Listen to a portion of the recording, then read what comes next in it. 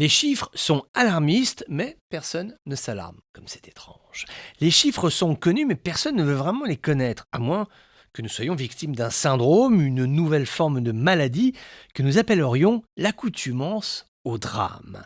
C'est-à-dire que on t'annonce des chiffres, des éléments d'information alarmants, mais toi, bon non, tu ne bouges plus, tu ne frémis plus, tu es accoutumé. Par exemple, nous venons d'apprendre que le Canada est le pays qui se réchauffe le plus au monde, avec plus 1,7% de degrés depuis 1948, et ça continue, il y aura plus 6% de température à la fin du siècle. Les maisons autour des lacs canadiens vont finir les pieds dans l'eau et les ours en maillot de bain car il fera trop chaud. C'est absolument dramatique. Ce sont des territoires qui vont être perdus, de la faune et de la flore vont mourir. C'est un équilibre, c'est un biotope qui va disparaître parce que nous ne pouvons pas revenir en arrière, tout au plus stopper le réchauffement et encore si nous y arrivons. Donc une perte sèche en termes environnementaux qui n'alarme pas plus que ça, comme si nous étions immunisés. C'est là où tu te dis que l'homme est définitivement un animal bizarre.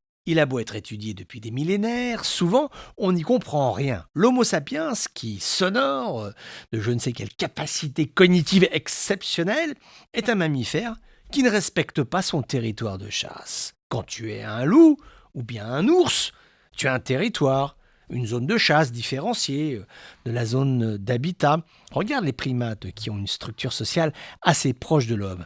Ce sont des animaux qui sont très politiques. Les primates ont le respect de la zone de chasse. Nous, les hommes, bah non. Nous estimons que nous sommes au-dessus de ces considérations. Nous estimons que la planète Terre nous appartient et qu'en vertu de quoi nous en faisons un peu ce que nous en voulons. Alors si ça marchait, pourquoi pas.